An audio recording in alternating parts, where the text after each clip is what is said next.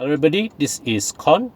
In this episode of Test Drive Notes, I'll be reviewing the Porsche 718 Cayman. So a brief walk around. This is the familiar shape of the Cayman. As you can see, this design is very clean. There are no unnecessary details. You can see 20-inch Carrera S alloy wheels at the four corner. Here you see is the air intake for the mid-mounted 2-liter 4-cylinder engine that makes 220 kilowatts and 380 Newton meters of torque.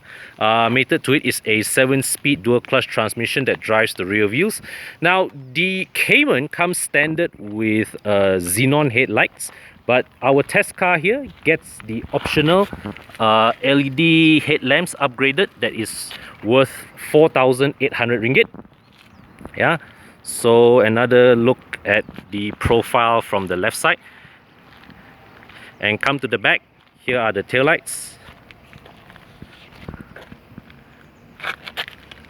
Yep, nice two horizontal strips here. So very classy looking. And here's the spoiler. You can see the Porsche typeface with the darkened 718 Cayman fonts. That is a 646 ringgit option. Down here completing the look is the diffuser with a pair of centrally mounted tailpipes. Now before we look into the interior, let's pop open the front and rear hood.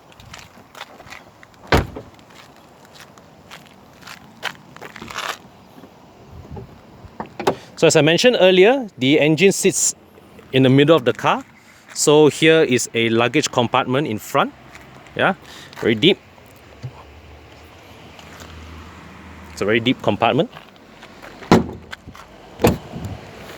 So move over to the back.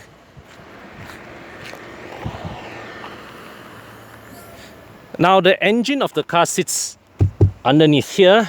Here is another smaller luggage area which you can put your barang. Yeah. So with this, let's move to the interior of the car.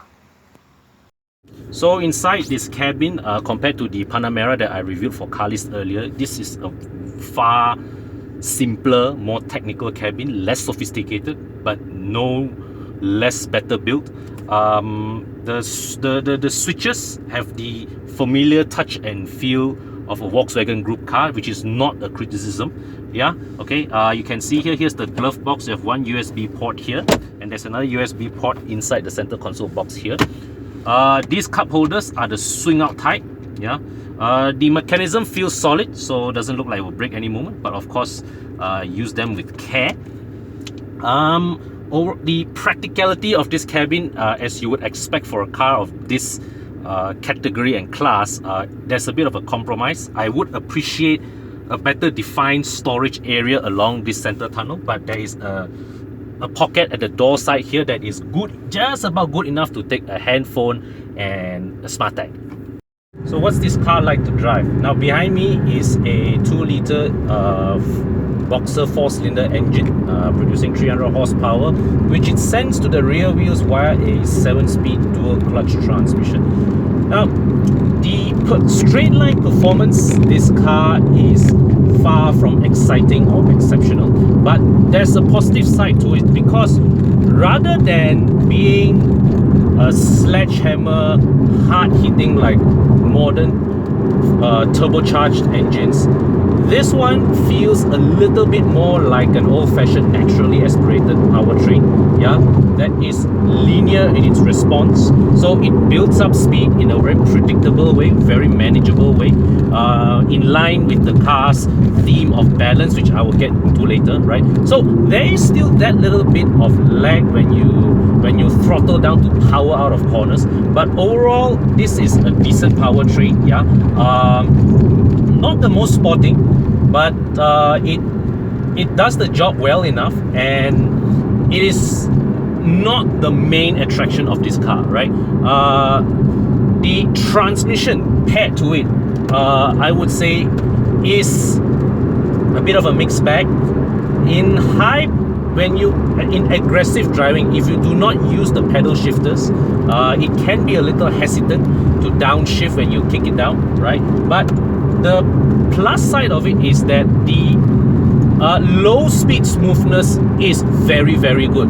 I would say low speed smoothness is actually better than the Panamera 4S that I test drove a couple of weeks ago. Yeah, see, the acid test to this is in traffic jams. Creeping, this car does it actually does it better than the Panamera. The Panamera at times really felt jerky at low speeds, but this one it just rolls along very, very smoothly. So yeah, if you look at it from that sense, this is a more the drivetrain of this car, the transmission of this car is definitely better refined than the Panamera. Handling, well, it's being a mid-engine car, it is very well balanced, very hunkered down, right? When you turn a corner, it feels like this car is pivoting around you. So yeah, so you just, and the steering is it's not over servo, so the car does not feel excitable. The steering response of this car is like its throttle, very linear, very manageable. So for beginner drivers, this is a very easy sports car to get in and out of because it is very easy to manage. It doesn't overwhelm you like how some like say the Mercedes AMG GT. That car, I mean, that car is brilliant to drive.